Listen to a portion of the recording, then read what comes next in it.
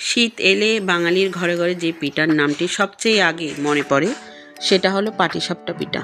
নমস্কার বন্ধুরা, কেমন আছেন? আজকে পিঠাটা হলো পাটিসাপটা পিঠা। চালের গুঁড়ো পাতলা বেটার, তার ভিতরে কিন্তু নারিকেল আর খেজুরের গুড়ের মিষ্টি পুর। এটা সহজ উপকরণে কিন্তু লুকিয়ে আছে অসাধারণ স্বাদ। তাও ব্যাটারটা ঢেলে গোল করে ছড়িয়ে দিতে হয় খুব যত্ন করে। তারপর মাঝখানে দিতে হয় নারিকেলের গুড় আর সামান্য দুধের রান্না করা পুর।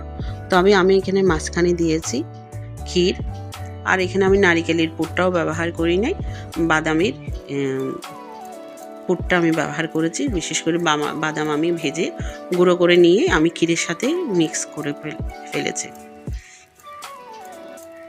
আর ধীরে ধীরে পিঠাটা রোল করে নিলে তৈরি হয়ে যায় নরম আর সুস্বাদু পাটিসাপটা পিঠা। পাটিসাপটা শুধু একটি পিঠা নয়, এটা আমাদের শীতের আবেগ। আর শীতের সকালে রোদে আর পরিবারে একসাথে বসে খাওয়ার আনন্দে কিন্তু সব কিছু মিলে পাটিসাপটা পিঠাটা খুব ভালো লাগে। যদি ভালো লেগে থাকে লাইক আর ফলো দিয়ে পাশে থাকবেন।